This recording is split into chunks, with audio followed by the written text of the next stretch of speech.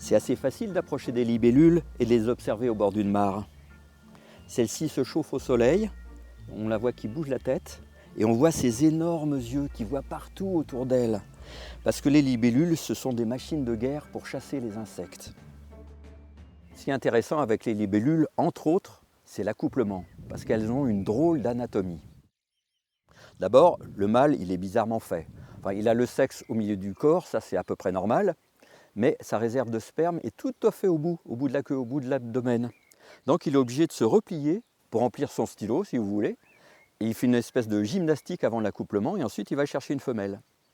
Et pour accrocher la femelle, il a au bout du corps une pince. C'est à ça qu'on reconnaît les mâles d'ailleurs.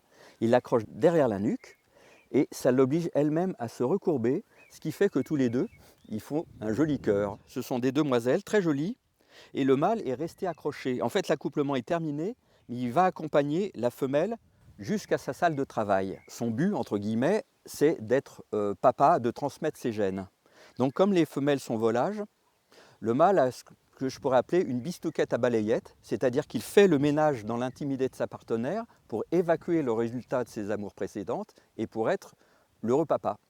Sauf que ça ne marche pas parce que c'est la femelle qui décide, c'est elle qui choisira le dernier mâle. Ça, c'est la libellule adulte. Et hop, l'insecte volant. Mais avant ça, elle a une vie aquatique incroyable. Elle a été une larve qui est un véritable alien de la mare. Drôle de bête, hein. Ce qu'il y a d'extraordinaire dans la larve de libellule, c'est sa mâchoire, qui est comme une espèce de 7e patte qui est pliée sous le menton et qui se détend très rapidement quand il y a une proie. On dirait une vraie machine de guerre. Elle est redoutable. Elle peut choper des poissons, des petits têtards, des tas d'animaux. Alors cette drôle de larve-là, à mon avis, c'est une larve de libellule déprimée. Alors déprimée, ça ne veut pas dire qu'elle n'a pas le moral, ça veut dire que quand elle est adulte, elle a le corps très plat, aplati, déprimé. Et quand elle est petite, elle a un drôle de système respiratoire, elle respire avec l'anus. Et là, on voit bien le mouvement de l'eau. Elle respire de l'eau, évidemment.